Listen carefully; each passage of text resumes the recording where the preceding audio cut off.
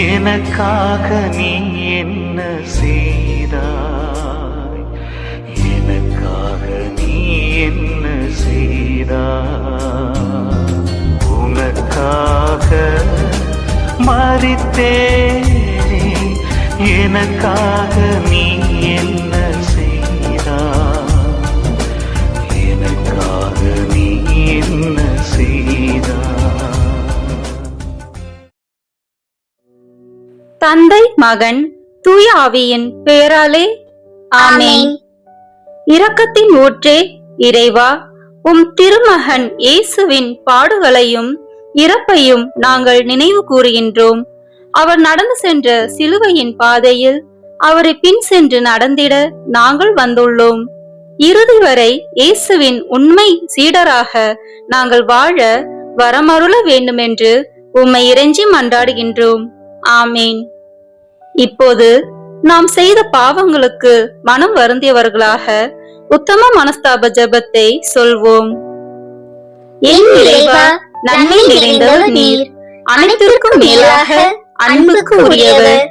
என் பாவங்களால் உம்மை மனநோக செய்துவிட்டேன். ஆகவே நான் குற்றங்கள் பல செய்தேன் எனவும் நன்மைகள் பல செய்ய தவறினேன் எனவும் மனம் நொந்து வருந்துகிறேன். உமது அருள் துணையால் நான் மனம் திரும்பி இனிமேல் பாவம் செய்வதில்லை என்றும் பாவத்துக்கு ஏதுவான சூழ்நிலைகளை விட்டு விலகுவேன் என்றும் உறுதி கொடுக்கிறேன். எங்கள் மீட்பராம் இயேசு கிறிஸ்துவின் பாடுகளின் பயனாக இறைவா என் மேல் இரக்கமாயிரும்.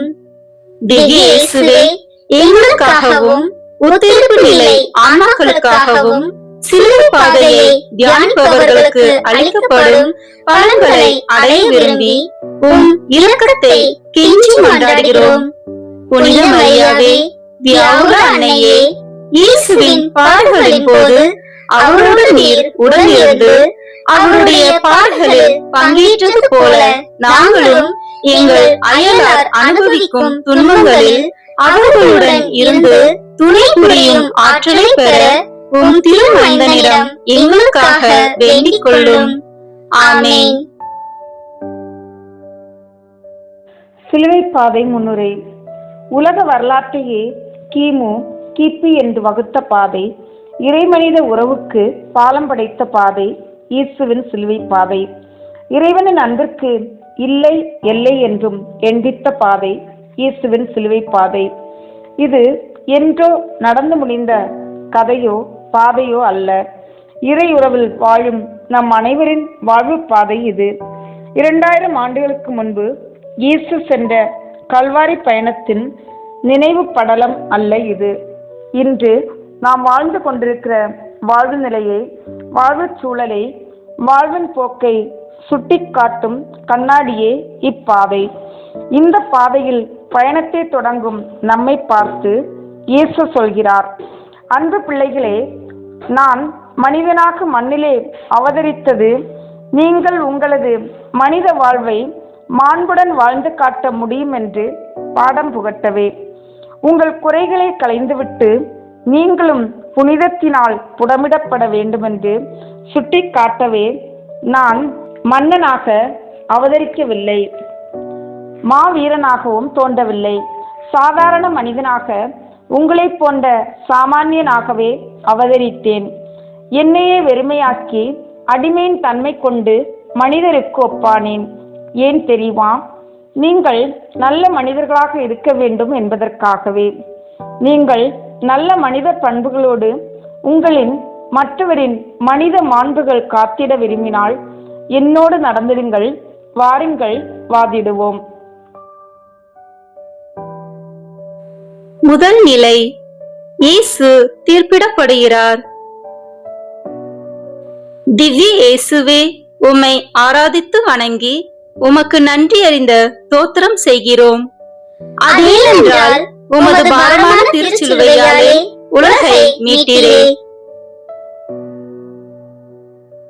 யூத வரலாறாக இருந்து வந்த ஒன்றை மீட்பின் மூலம் உலக வரலாறாக, மீட்பின் வரலாறாக மாற்றிட வந்த மாவேந்தர் கிறிஸ்துவை குற்றவாளி என தீர்ப்பிடுகின்றனர். மூட நம்பிக்கையிலும் பாவ வாழ்விலும் மூழ்கி நாற்றம் எடுத்த சமுதாயத்தை தமது போதனைகளாலும் சாதனைகளாலும் சுத்திகரிக்க துடித்தவர் கிறிஸ்து. தீமைகள் நிறைந்து நின்ற சமுதாயத்தில் உண்மையும் நன்மையுமான கிறிஸ்து உதிப்பது அதற்கு கொல்லும் நஞ்சாகப்பட்டது. பரிசேயர் சதுசேயர் தீர்ப்பை திருத்த பார்க்கின்றார்கள்.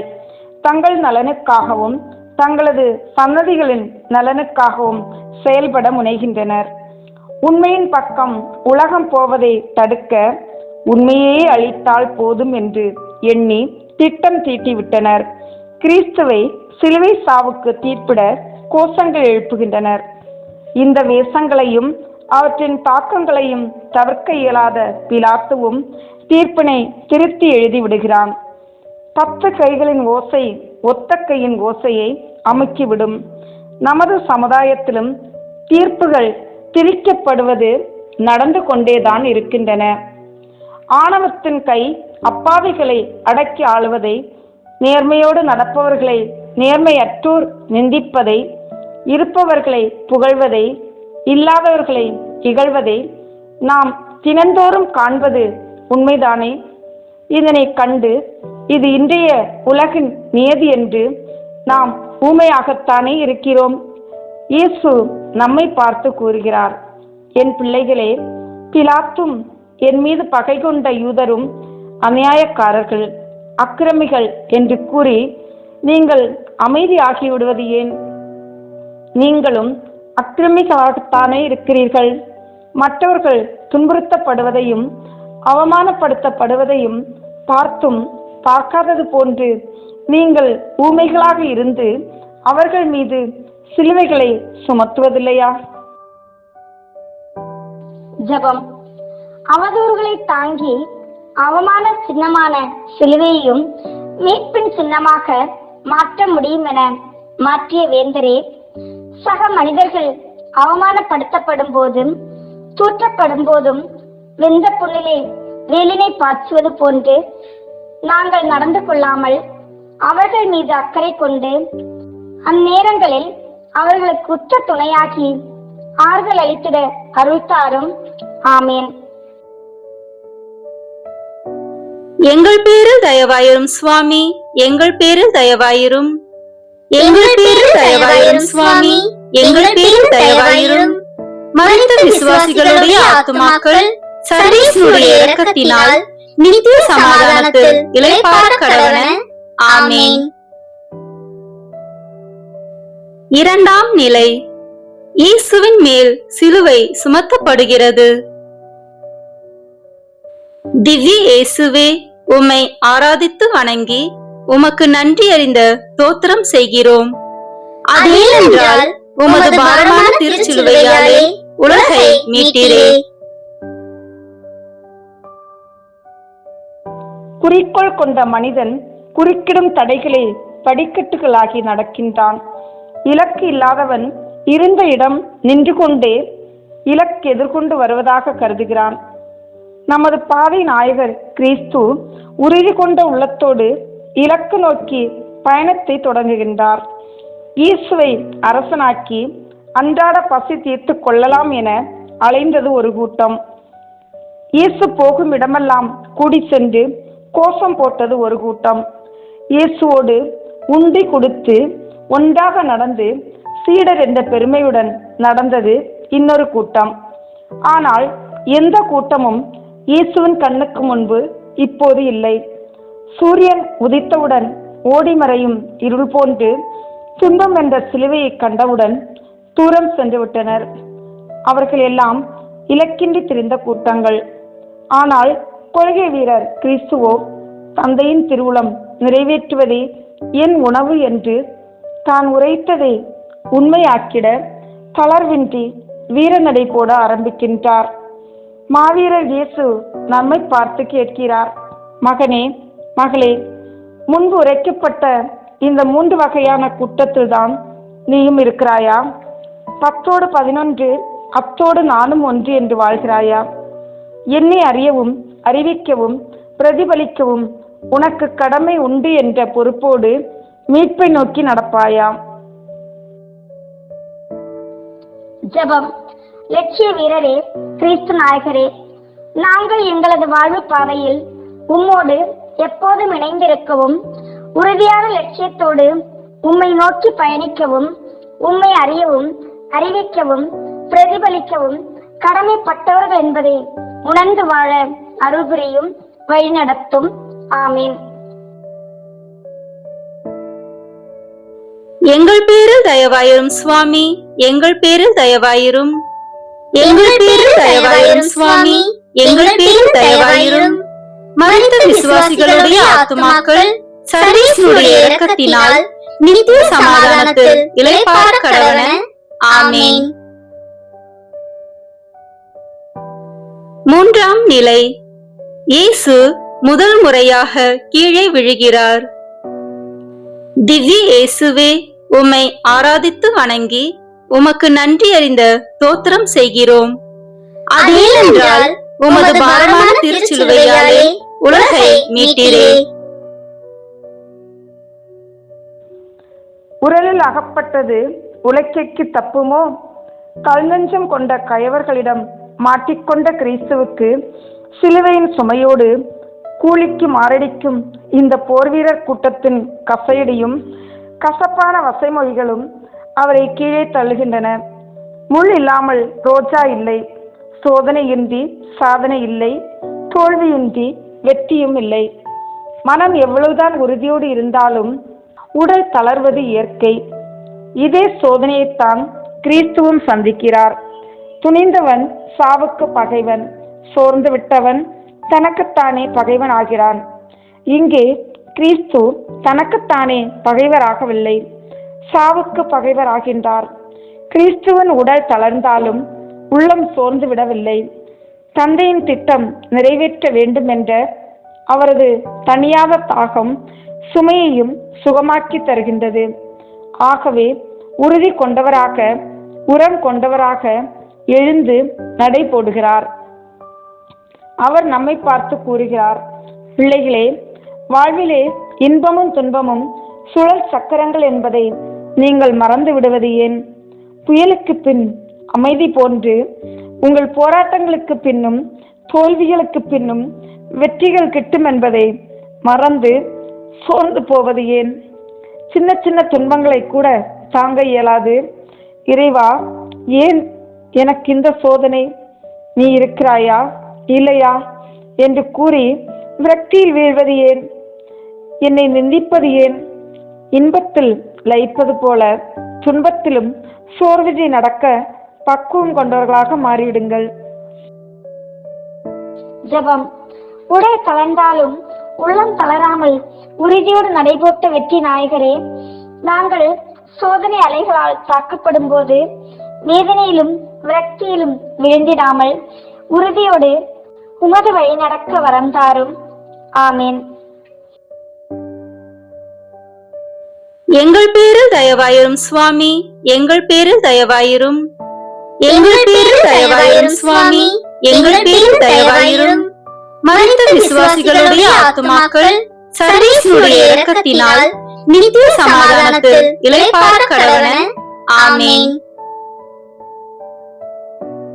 நான்காம் நிலை. இயேசு தன் தாயை சந்திக்கிறார். திவ்ய இயேசுவே, உம்மை ஆராதித்து வணங்கி உமக்கு நன்றி அறிந்த தோத்திரம் செய்கிறோம். அதேனென்றால் உமது பாரமான திருச்சிலுவையாலே உலகை மீட்டீரே. 10 மாதம் சுமந்து பத்தியங்கள் பல பிடித்து கண்களை விளக்காக்கி கைகளை தொட்டிலாக்கி இரத்தத்தை பாலாக்கி வளர்க்கப்பட்ட மகன் இயேசு. அவர் இன்று வியர்வையில் குளித்து கசைகளால் களைப்புற்று கால்பதிக்கும் இடமெல்லாம் இரத்த துளிகளை தெளித்து அவமான சின்னமான சிலுவையை சுமந்து தள்ளாடி வருவதைக் கண்டு பெற்ற தாயின் இதயத்தில் அழுகை அல்ல, பூகம்பமே வெடிக்கிறது. ஏனெனில் கற்பம் தரித்தது முதல் இத்தாய் கண்ட கனவுகள் எத்தனை எத்தனை! உலகிற்கான மீட்பு தனது வயிற்றினிலே உருவாகின்ற பாக்கியம் பெற்றவுடன் எத்தனையோ சந்தோஷ அலைகள் அவரில் எழுந்தன. அவர் வளர்ந்து உயர்ந்து வார்த்தைகள் பேசிய போது இன்ப வெள்ளம் அவரது உள்ளத்தில் பொங்கி எழுந்தன. ஆனால் இப்போதோ அவர் கண்ட கனவெல்லாம் காணல் நீராய் போனது. அவர் எண்ணத்தில் கட்டிய கோட்டைகள் எல்லாம் இடிந்த மணல் வீடுகளாக போனது. இந்த நிலையில் இந்த தாய் என்ன செய்கிறார்?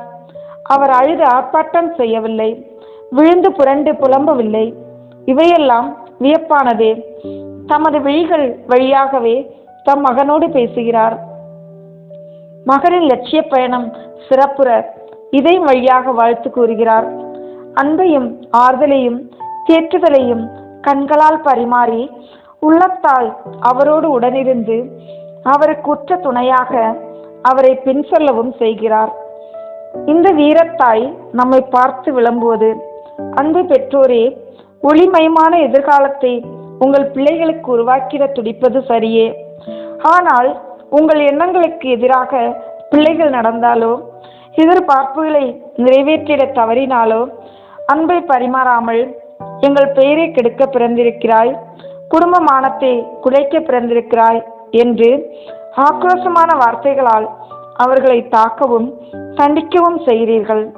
அவர்களை புரிந்து கொண்டு அவர்களுக்கு புரிய வைக்க முயற்சி செய்யுங்கள். அன்பின் வழி அவர்களை திருத்துங்கள். ஜெபம். அன்பின் நிறைவே இறைவா, எத்தனையோ பெற்றோர்கள் தங்களது பிள்ளைகளை அன்பு நெறியில் அரவணைக்க தெரியாமல் அவர்களை வேதனைத்தீயில் தள்ளி விரக்தியுறச் செய்கிறார்கள். இதேபோல் எத்தனையோ பிள்ளைகள் பெற்றோரின் எதிர்பார்ப்புகளை ஏக்கங்களை நிறைவேற்ற மறுத்து அவர்களை வருத்த கடலிலே தள்ளுகின்றனர். அவர்களது இதயங்களை வார்த்தை வாள்களினால் பிளக்கிறார்கள். இந்நிலை மாறி குடும்ப உறவுகளில் அன்பும் அரவணைப்பும் நிலை பெற்றிட வரம் தாரும். ஆமேன். எங்கள் பேரில் தயவாயிரும் சுவாமி, எங்கள் பேரில் தயவாயிரும். எங்கள் பேரில் தயவாயிரும் சுவாமி, எங்கள் பேரில் தயவாயிரும். மரித்த விசுவாசிகளுடைய ஆத்துமாக்கள் சர்வேசுடைய இரக்கத்தினால் நித்திய சமாதானத்தில் இளைப்பாற கடவன. ஆமேன். ஐந்தாம் நிலை. இயேசுவின் சிலுவையை சீமோன் சுமக்கிறார். திவ்ய இயேசுவே, உம்மை ஆராதித்து வணங்கி உமக்கு நன்றி அறிந்த தோத்திரம் செய்கிறோம். அதேனென்றால் உமது பாரமான திருச்சிலுவையாலே உலகை மீட்டீரே.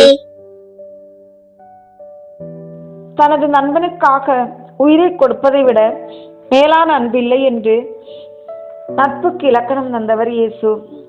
இந்த சூத்திரம் சொன்னவரின் சுமையை சுமந்திட எவரும் இல்லை.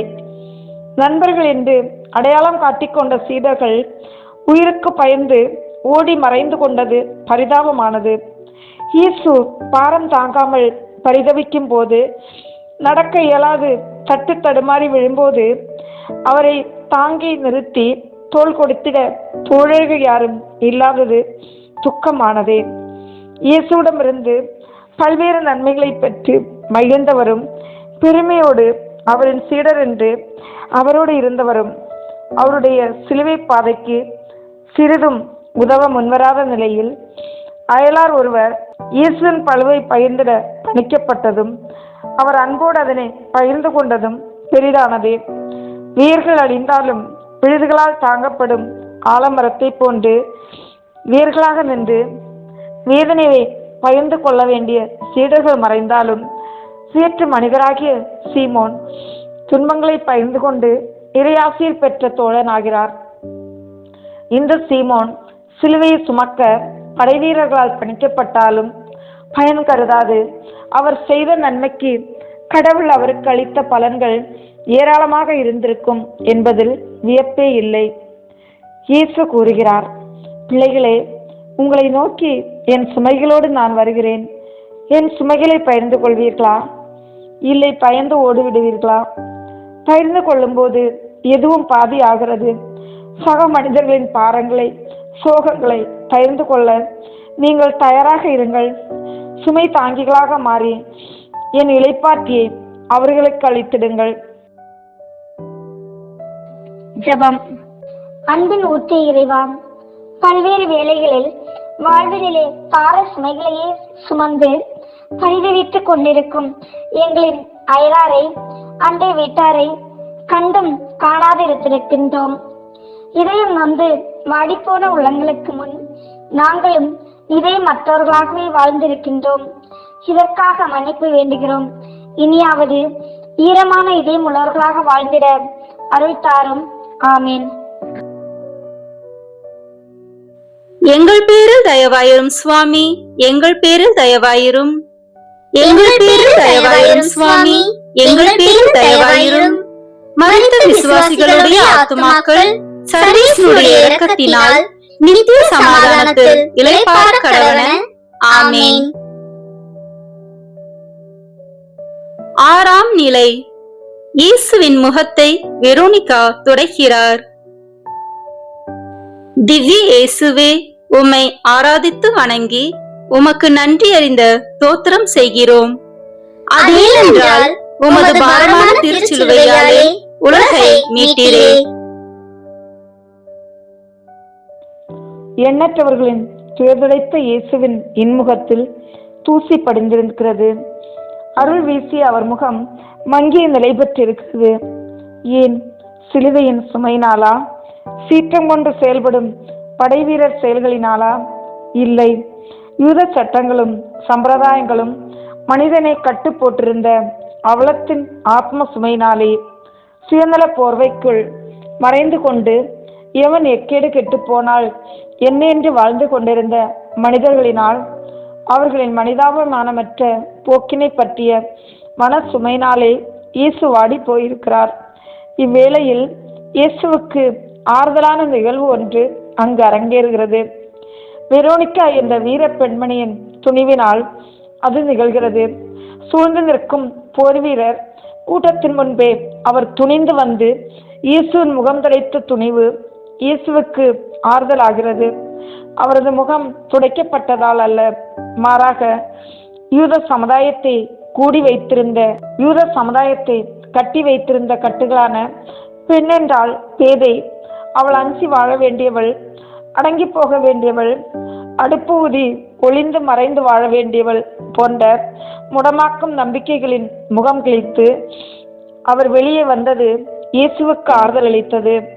ஆகவே தமது பரிசுத்த முகத்தின் சாயலே அவருக்கு பரிசாக தருகிறார் இயேசு. அவர் நம்மை பார்த்து, என் மகனே, மகளே, நீங்கள் வாழ்கின்ற சமூகத்திலே காண கிடக்கிற இவள் விதவை, இவள் மலடி, இவள் கெட்டு போனவள், அவன் கையால் ஆகாதவன், இவன் கூறற்றவன், வீணாய் போனவன் போன்ற முடமாக்கும் கட்டுகளை களைந்து உள்ளன்போடு எல்லோரையும் நேசிப்பீர்களா? ஜெபம்.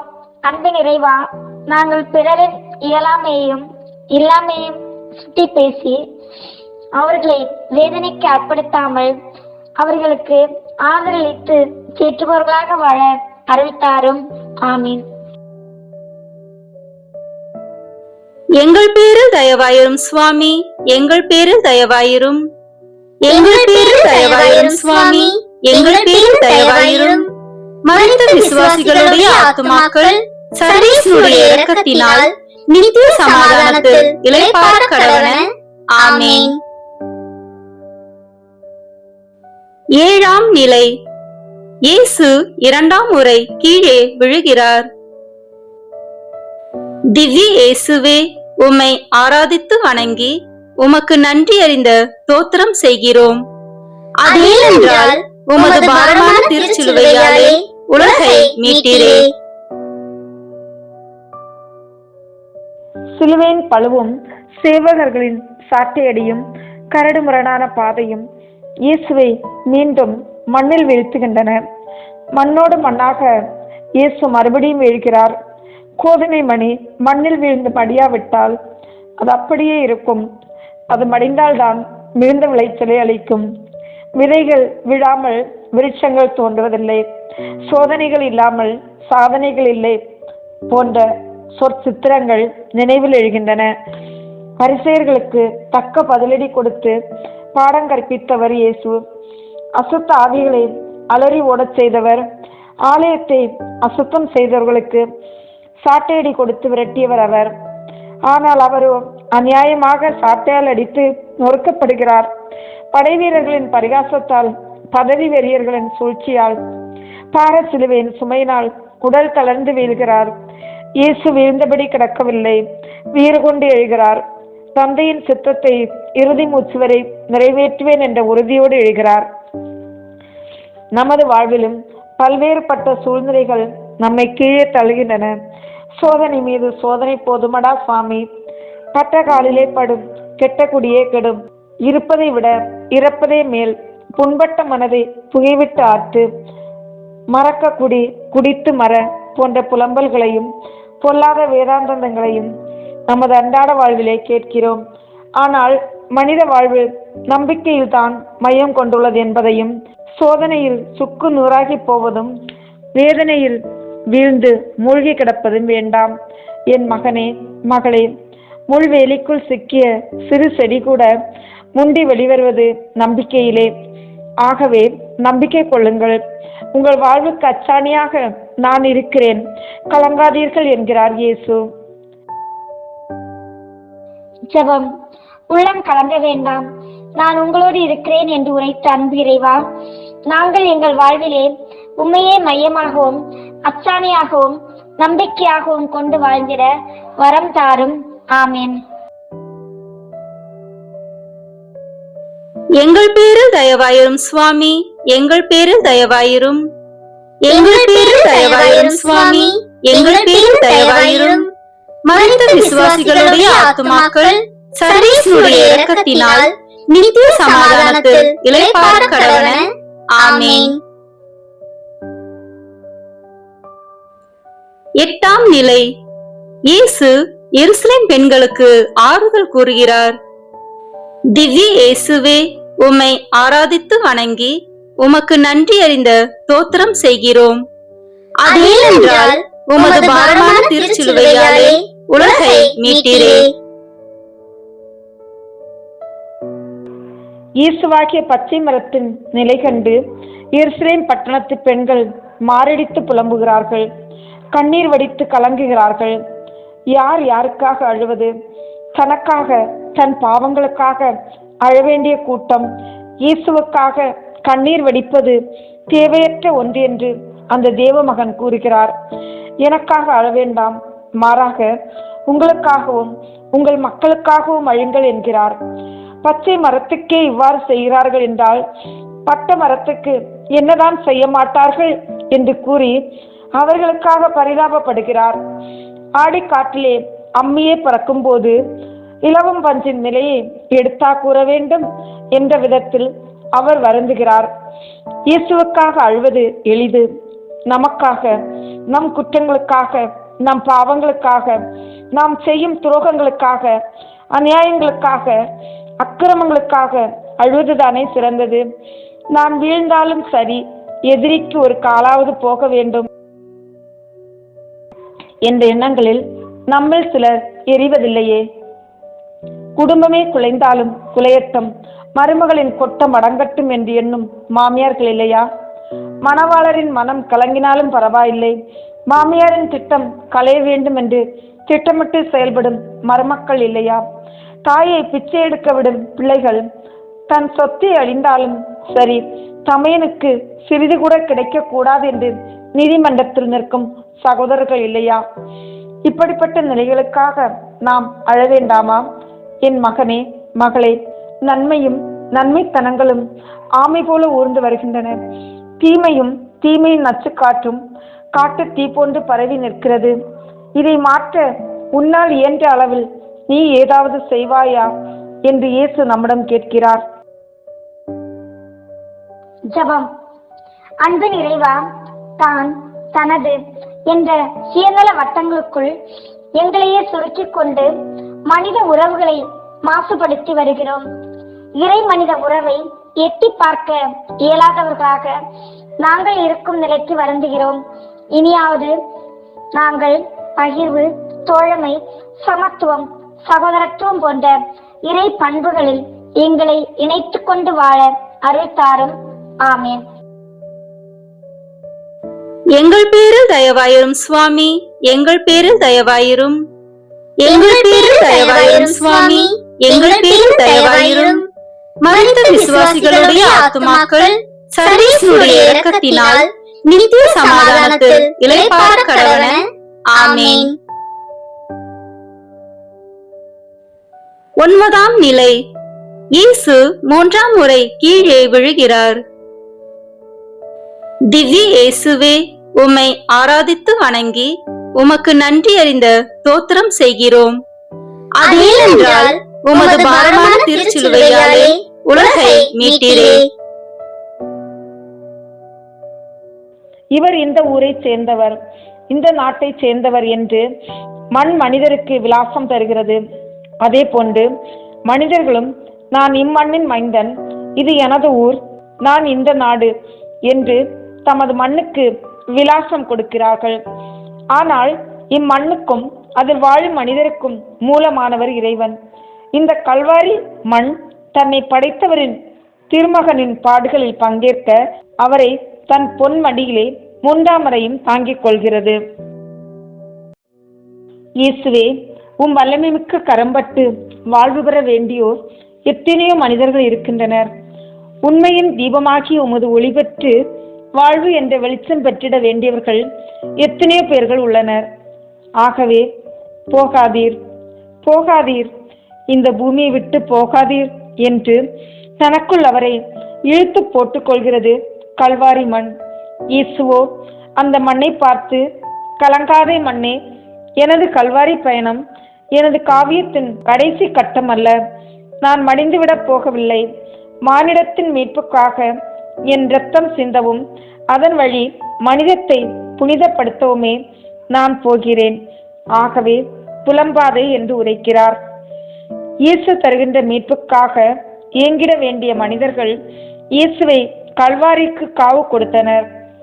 அவர் வழிவரும் மீட்புக்கு கருப்பு கொடி காட்டி தடுத்து கொண்டனர்.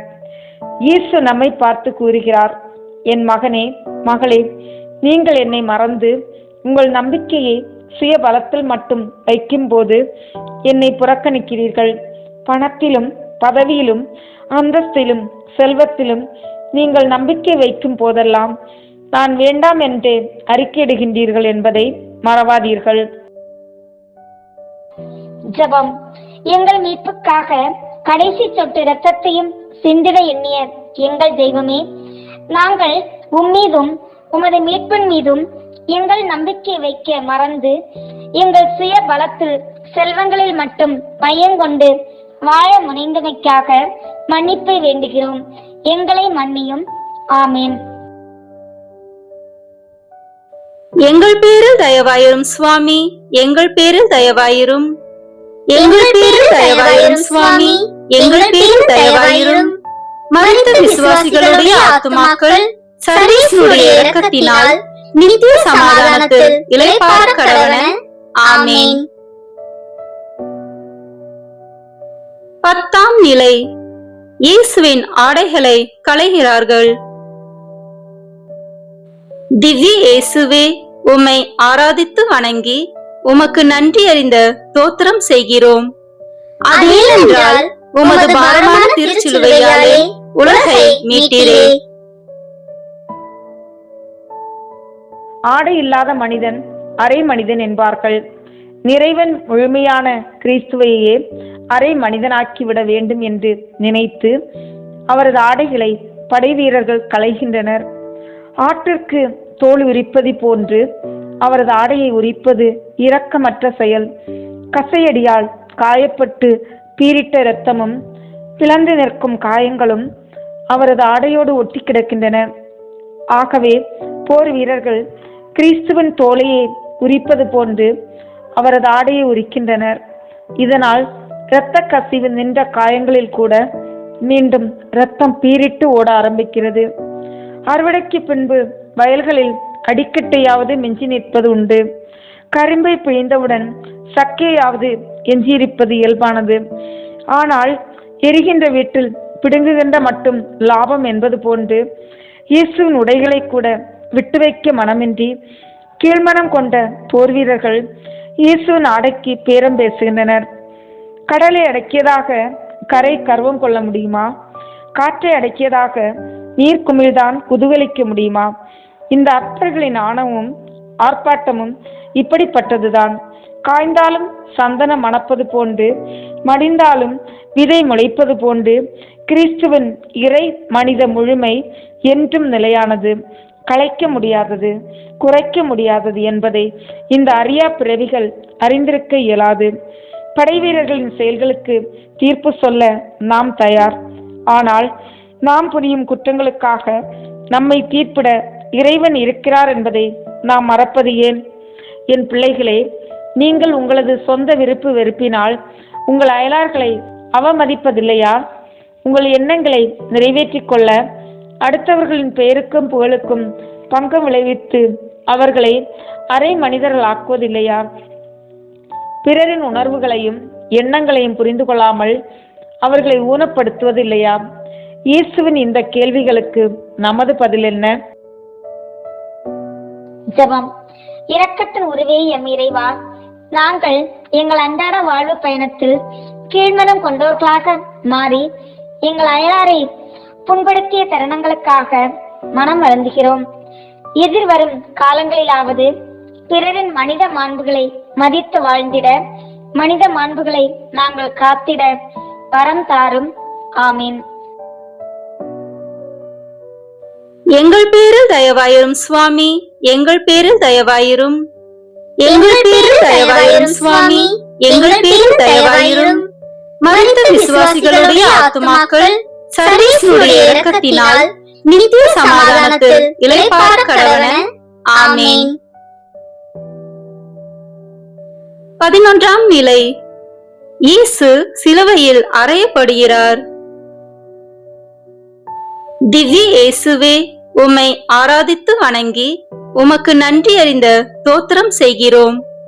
அதேனென்றால் உமது பாரமான திருச்சிலுவையாலே உலகை மீட்டீரே.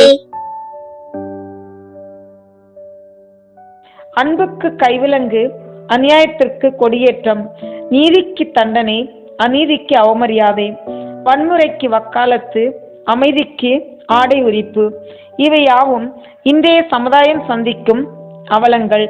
மனித வரலாற்றில் வைக்கப்படுகின்ற கருப்பு புள்ளிகள். அன்பை போதித்து அன்புடன் எல்லோருடனும் உறவாடி அன்பை பகிர்ந்து கொண்ட இயேசுவுக்கு ஆணிகள் பரிசாகின்றன. மூட நம்பிக்கையாலும் மூட பழக்க வழக்கங்களிலும் முடமாகி கிடந்த யூத சமுதாயத்தை திடமாக்கிட நடைபோட்ட கால்கள் இங்கு ஆணிக்குள் முடக்கப்படுகின்றன. ஆதரவற்றவரை அணைத்த கரங்கள், நோயுற்றவர்களை நொந்து வெந்தவர்களை தொட்டி தூக்கிய கரங்கள், சீடர்களின் பாதங்களை கழுவி துடைத்த கரங்கள், அவை ஆணிகளால் ஆழம் பார்க்கப்படுகின்றன. தந்தையின் அன்பை, இரக்கத்தை, நற்செய்தியை அறிவிக்க கல்லிலும் முள்ளிலும் காட்டிலும் மேட்டிலும் நடந்த அவரது பாதங்கள் ஆணிகளின் அதிர்வுக்கு உட்படுத்தப்படுகின்றன. சிறிய முள்குத்தி ஒரு சிறு காயம் உண்டானால் கூட வேதனையை தாங்க இயலாது வீறிட்டு நாம் கத்துவது இயல்பு. ஆனால் சுவற்றில் ஆணி அடிக்கப்படுவது போன்று இயேசுவின் தசையையும் எலும்பையும் ஆணிகள் சிதைப்பது எவ்வளவு வேதனைக்குரியது. அனலில் விழும் புழு கூட அவரை நொடியில் இறக்கும். அனலில் விழும் புழு கூட அரை நொடியில் இறக்கும். ஆனால் இவ்வேதனையோ அணுவணுவாக அங்கங்களை எல்லாம் சிதைக்கும் வேதனை அல்லவா? இந்நிலையில் இயேசு நம்மிடம், எனது பிள்ளைகளே, பிறக்க வீடில்லை, பிறந்தேன் மாட்டுத் தொழுவத்தில், தலை சாய்க்கவும் மறந்து தந்தையின் பணி செய்தேன். ஆனால் எனக்கு சிலுவை படுக்கை அளிக்கப்பட்டுள்ளது. நான் துடிப்பதற்கு, தொங்குவதற்கு, இறப்பதற்கு எனக்கு கிடைத்த பரிசை பாருங்கள் பிள்ளைகளே. நான் இதனை ஏற்றுக்கொள்கிறேன். யாருக்காக? உங்களுக்காக, உங்கள் அயலாருக்காக. நீங்கள் எனக்காக என்ன செய்வீர்கள்? மீண்டும் மீண்டும் என் இதயத்தை ஆணி கொண்டு அறையாமல் இருப்பீர்களா? ஆத்திரம் கொண்டு மற்றவர்களை வசைமொழியால் நீங்கள் தாக்கும் போது, பொல்லாத வார்த்தை கொண்டு திட்டும் போது, அவதூறுகளை அடுத்தோர் மீது சுமத்தும் போது என் இதயத்தை பிளக்கிறீர்கள் என்பதை உணர்வீர்களா என்று கேட்கிறார். ஜெபம். எங்கள் அன்பின் தீபமே, நாங்கள் குடும்ப மற்றும் சமுதாய உறவுகளில் அன்புடனும் மரியாதையுடனும் நடந்து கொள்ள அருள் தாரும். ஆமீன். எங்கள் பேரில் தயவாயிரும் சுவாமி, எங்கள் பேரில் தயவாயிரும். எங்கள் பேரில் தயவாயிரும் சுவாமி, எங்கள் பேரில் தயவாயிரும். மரித்த விசுவாசிகளுடைய ஆத்துமாக்கள் சர்வேஸ்வருடைய இரக்கத்தினால் நித்திய சமாதானத்தில் இளைப்பாற கடவன. ஆமென். 12ஆம் நிலை. இயேசு சிலுவையில் மரிக்கிறார். திவ்ய இயேசுவே, உம்மை ஆராதித்து வணங்கி உமக்கு நன்றி அறிந்த தோத்திரம் செய்கிறோம். அதேனென்றால் உமது பாரமான திருச்சிலுவையாலே உலகை மீட்டீரே. எளியோருக்கு நற்செய்தி சொல்லவும், சிறைப்பட்டோருக்கு விடுதலை அறிவிக்கவும், குருடர் பார்வை பெறுவர் என்பதை முழங்கவும், ஒடுக்கப்பட்டோரை விடுவிக்கவும் உலகிற்கு வந்தேன் என்று முழங்கிய செயல்வீரர் கிறிஸ்து இங்கே சிலுவையில் சிறுமைப்படுத்தப்பட்ட நிலையிலே தொங்குகிறார்.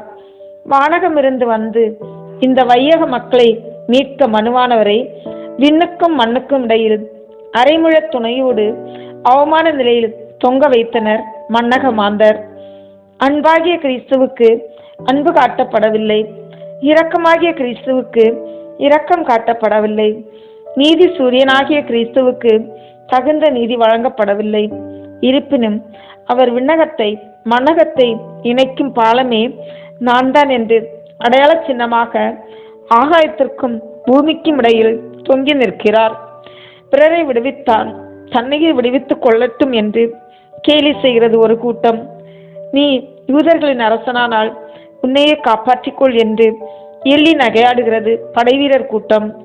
நீ மெசியாதானே, உன்னையும் எங்களையும் காப்பாற்று என்கிறான் சிலுவையில் தொங்கும் குற்றவாளிகளுள் ஒருவன். இயேசுவே, நீர் ஆட்சியுரிமை பெற்று வரும்போது என்னை நினைவில் கொள்ளும் என்று விண்ணக வாழ்வுக்கு விண்ணப்பம் செய்கிறான் இன்னொரு குற்றவாளி. ஆனால் இயேசுவோ மரணத்தின் வேதனையிலும் மடிந்து கொண்டிருக்கும் சூழலிலும் அனைவருக்காகவும் பரிந்து பேசுகிறார். தந்தையே, இவர்களை மன்னியும், ஏனெனில் தாங்கள் செய்வது என்னவென்று இவர்களுக்கு தெரியவில்லை என்கிறார். இந்த பொன்மொழி உலகிற்கே அவர் தந்த உயிர்மொழியாகி நிற்கிறது. மரணத்தின் மடியில் மனிதன் தவித்தாலும் மன்னிக்க மறக்கக்கூடாது என்ற பாடம் தருகிறது இச்சிலுவை. பிள்ளைகளே, சிலுவையின் அடியில் நீங்கள் எப்படி நிற்கிறீர்கள்? உங்களின் மனித மாண்புக்கு மகுடம் சூட்டக்கூடிய மன்னிப்புக்கு வாழ்வு கொடுக்கும் பிள்ளைகளாக நிற்கிறீர்களா? என் மீது உங்களுக்கு அன்பிருந்தால் நான் மன்னித்தது போன்று நீங்களும் மற்றவர்களின் குற்றங்களை மன்னிப்பீர்களா என்று இயேசு நம்மை பார்த்து கேட்கிறார். ஜெபம். எங்களை மன்னித்து அன்பு செய்யும் எம் இறைவா, கடல் நீரை பிரிய மறுத்தால் மேகமில்லை, வான மேகத்தை பிரிய மறுத்தால் பூமிக்கு மழை இல்லை. அதுபோல நாங்கள் எங்கள் அயலாரின் தவறுகளை மன்னித்து ஏற்க மறுத்தால் எங்களுக்கு உம்மிடம் அன்பில்லை என்பதனை நாங்கள் உணர்ந்து நாங்கள் ஒருவரை ஒருவர் மன்னித்து வாழ அருள் புரியும். ஆமென். எங்கள் பேரில் தயவாயிரும் சுவாமி, எங்கள் பேரில் தயவாயிரும். எங்கள் பேரில் தயவாயிரும் சுவாமி, எங்கள் பேரில் தயவாயிரும். மரித்த விசுவாசிகளுடைய ஆத்துமாக்கள் சர்வேஸ்வருடைய இரக்கத்தினால் நித்திய சமாதானத்தில் இளைப்பாற கடவன. ஆமென். 13ஆம் நிலை. இயேசு தன் தாயின் மடியில் கிடத்தப்படுகிறார். திவ்ய இயேசுவே, உம்மை ஆராதித்து வணங்கி உமக்கு நன்றி அறிந்த தோத்திரம் செய்கிறோம். அதேனென்றால் உமது பாரமான திருச்சிலுவையாலே உலகை மீட்டீரே. மடியில் போட்டு தாலாட்டு பாடிய மகனை பிணமாக கொண்டு ஒப்பாரி பாடுகின்ற வேதனை மரியன்னைக்கு நிகழ்ந்தது. சோதனைகளை தாங்குவது என்பது பெண்களுக்கென்றே எழுதப்படாத விதி. வாழ்விலே வாடி ஈற்று போகும் இதயங்களுக்கு சொந்தக்காரர்கள் பெண்கள் மட்டுமே. ஆனால் பெண்களுக்குள்ளே பேறு பெற்றவர் என்று வானக தூதரால் போற்றப்பட்டவர் மரியா. ஆனால் போற்றுதற்குரிய தாய் சந்தித்த இன்னல்கள் ஏராளம் ஏராளம். ஒரு பெண் தாயாக போவதை அறிந்தால் தனியாத இன்பத்தை அடைவது இயல்பு. ஆனால் இந்த தாயோ தீராத துயரத்தையும் நீங்காத பல அவதூறுகளையும் சந்திக்க நேர்ந்தது. ஈன்ற போது பெரும் இன்பத்தை விட தன் மகன் சான்றோன் என பிறகூற கேட்கும் போது அந்த தாய் அதிக இன்பம் அடைவார் என்றார் வள்ளுவர். ஆனால் இந்த தாயோ தன் மகனை பைத்தியம் என்று பலர் குறியிடல் கேட்டு பரிதவித்து நின்றார். அந்த மகன் வளர்ந்து தனக்கு புகலிடமாக நிற்க வேண்டிய வயதில் வாழ்விழந்து உயிரிழந்து பிணமாக கிடப்பது கண்டு அவரது நெஞ்சில் இறங்கிய நெருப்பு வியாழங்கள் சொல்லிற்கடங்கா. என் அன்பு பிள்ளைகளே, நீங்கள் அன்பிற்கு எதிராக பேசுகிற ஒவ்வொரு வார்த்தையும் செய்கின்ற ஒவ்வொரு செயலும் இயேசுவை கொலை செய்து அவரது உடலை என் மடியிலே சுமத்துவதற்கு சமமே. நீங்கள் பெற்றோரை மதிக்காமல் அன்பு செய்யாமல் வயோதிக காலத்தில் அவர்களுக்கு உதவி புரியாமல் வாழும் போதெல்லாம் நீங்கள் எனக்கே சுமையேற்றுகின்றீர்கள். ஒரே தாய் வயிற்றில் பிறந்தும் உடைமைக்கும் சொத்துக்கும் சண்டையிட்டு சாகும்போது எனக்குத்தான் சுமை ஏற்றுகின்றீர்கள். என் பிள்ளைகளே, மனம் திரும்புவீர்களா? என் சுமை குறைப்பீர்களா என்று இந்த தாய் நம்மை பார்த்து கேட்கிறார். ஜெபம். அருள் நிறைந்த மரியே, நாங்கள் உமக்கு கொடுத்து வரும் எதிரிகளுக்காகவும் பாரங்களுக்காகவும் மனமருந்துகிறோம். நாங்கள் உமக்கும் உமது திருமகனுக்கும் உகந்த பிள்ளைகளாக வாழ அருள் பெற்று தாரும். ஆமீன். எங்கள் பேரில் தயவாயிரும் சுவாமி, எங்கள் பேரில் தயவாயிரும். எங்கள் பேரில் தயவாயிரும் சுவாமி, எங்கள் பேரில் தயவாயிரும். மரித்த விசுவாசிகளுடைய ஆத்துமாக்கள் சர்வேஸ்வருடைய இரக்கத்தினால் நித்திய சமாதானத்தில் இளைப்பாற கடவன. ஆமீன். 14ஆம் நிலை. இயேசு கல்லறையில் அடக்கம் செய்யப்படுகிறார். திவ்ய இயேசுவே, உம்மை ஆராதித்து வணங்கி உமக்கு நன்றி அறிந்த தோத்திரம் செய்கிறோம். அதேனென்றால் உமது பாரமான திருச்சிலுவையாலே உலகை மீட்டீரே. மரங்கள் சாய்ந்தால் காற்றிலிருந்து வீட்டுக்கு கொண்டு வரப்பட்டு பயன்படுத்தப்படுகின்றன. மனிதர்கள் சாய்ந்தால் வீட்டிலிருந்து காட்டுக்கு கொண்டு சென்று புதைக்கவோ எரிக்கவோ படுகின்றனர். இந்த நியதி இயேசுவின் வாழ்விலும் வந்து போகிறது. மனுமகனுக்கோ தலை சாய்க்கவும் இடமில்லை என்று அவர் முன்மொழிந்தது முற்றிலும் உண்மையாகிறது. உலகையை படைத்தவரின் திருமகனுக்கு உலகத்தில் ஒரு கல்லறைக்கு இடமில்லை. இந்நிலம் எனது, இந்த எல்லை வரை எனக்குரியது என்று நிலத்தை சொந்தம் கொண்டாடுகிற உலகில் அவர் அடக்கம் செய்யப்பட அவருக்கென்று இடமில்லை. அரிமத்தியா ஊர் சூசை தனது கல்லறையை இயேசுக்கு இரவல் தருகிறார். புரியாத இருளில் இருந்து கொண்டு இரவிலே இயேசுவை சந்தித்து வந்த நிக்கதோமு இப்போது இயேசுவை புரிந்து கொண்டவராக அறிந்தவராக அவருக்கு இரங்கல் தெரிவிக்கிறார். வாசனை திரவியங்களை அவரது உடலுக்கு வழங்கி மகிழ்கின்றார். இந்த சோகத்திலும் சோங்கண்டது, துக்கத்திலும் துடிப்பு கொண்டது இயேசுவை தனக்குள் சுமந்த கல்லறைதான்.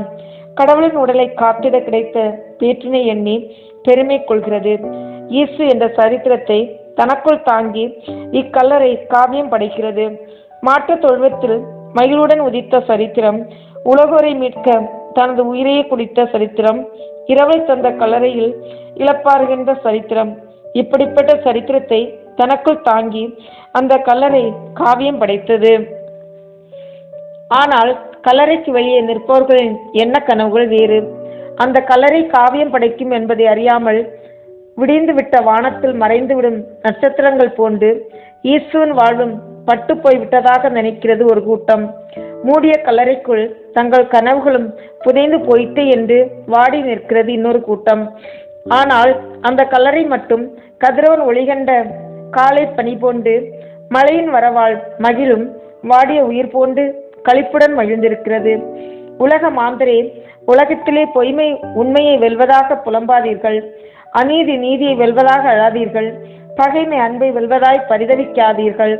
இருள் ஒளியை வெல்வதாக இரங்கல் தெரிவிக்காதீர்கள். சாவு வாழ்வை வெல்வதாக சங்கடப்படாதீர்கள். இவையாவும் பொய்மையின் வெற்றிகள். பொய்மையான வெற்றிகள், உண்மையான மதிப்பீடுகள் உலகில் ஒருபோதும் அழிக்கப்பட மாட்டா. ஆகவே விரக்தியின் சமாதியில் விழாமல் வெற்றியின் களிப்பிலே எப்போதும் இருங்கள். உண்மை தவறாமல் உயிர்க்கும் என்கிறது கல்லறை. ஜெபம். எங்கள் அன்பு பிதாவே, எங்கள் வாழ்வு பாதையில் நல்ல மதிப்பீடுகளுக்கு நாளும் வாழ்வு கொடுத்து வாழ்ந்திட அருள் புரியும். ஆமீன். எங்கள் பேரில் தயவாயிரும் சுவாமி, எங்கள் பேரில் தயவாயிரும். எங்கள் பேரில் தயவாயிரும் சுவாமி, எங்கள் பேரில் தயவாயிரும். மரித்த விசுவாசிகளுடைய ஆத்துமாக்கள் சர்வேஸ்வருடைய இரக்கத்தினால் நித்திய சமாதானத்தில் இளைப்பாற கடவன. ஆமேன். நம் திருத்தந்தையின் கருத்துக்களுக்காகவும் நம் குடும்ப கருத்துக்களுக்காகவும் உத்தரப்பு நிலை ஆன்மாக்களுக்காகவும் ஒப்பு கொடுப்போமாக. விண்ணுலகில் இருக்கின்ற எங்கள் தந்தையே, உமது பெயர் தூயது என போற்ற பெறுக. உமது ஆட்சி வருக. உமது திருவுளம் விண்ணுலகில் நிறைவேறுவது போல மண்ணுலகிலும் நிறைவேறுக. எங்கள் அன்றாட உணவை இன்று எங்களுக்கு தாரும். எங்களுக்கு எதிராக குற்றம் செய்வோரை நாங்கள் மன்னிப்பது போல எங்கள் குற்றங்களை மன்னியும். எங்களை சோதனைக்கு உட்படுத்தாதேயும், தீமையிலிருந்து எங்களை விடுவித்தருளும். ஆமேன். அருள் நிறைந்த மரியே வாழ்க. ஆண்டவர் உம்முடனே, பெண்களுக்குள் ஆசி பெற்றவர் நீரே. உம்முடைய திருவயிற்றின் கனியாகிய இயேசுவும் ஆசி பெற்றவரே. புனித மரியே, இறைவனின் தாயே, பாவிகளாய் இருக்கிற எங்களுக்காக இப்பொழுதும் எங்கள் இறப்பின் வேளையிலும் வேண்டிக் கொள்ளும். ஆமேன். தந்தைக்கும் மகனுக்கும் தூய ஆவியாருக்கும் மாட்சிமை உண்டாகுக. தொடக்கத்தில் இருந்தது போல இப்பொழுதும் எப்பொழுதும் என்றென்றும் இருப்பதாக. ஆமேன். இந்த வீடியோ உங்களுக்கு பிடிச்சிருக்குன்னா லைக், ஷேர், கமெண்ட் பண்ணுங்க. மறக்காம சப்ஸ்கிரைப் பட்டன் பிரஸ் பண்ணுங்க. தேங்க்யூ.